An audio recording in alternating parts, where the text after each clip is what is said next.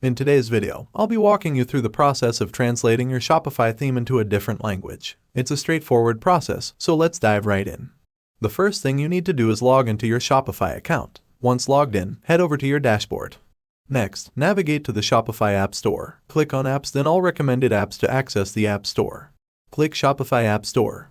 In the App Store, search for Translate. Two excellent options are Transcy and ET Translate. I recommend Transcy for its AI language translation capabilities specifically designed for Shopify. Click on Install. Click on Install App for Transcy. Choose the plan that suits you. I'll go with the free plan. Click Get Started to proceed. Click Keep Free Plan. Make sure your theme is set up. Go to App Embeds, enable Transcy Switcher, and click Save. Click Next. I have done this. Follow the prompts to set up the currency format.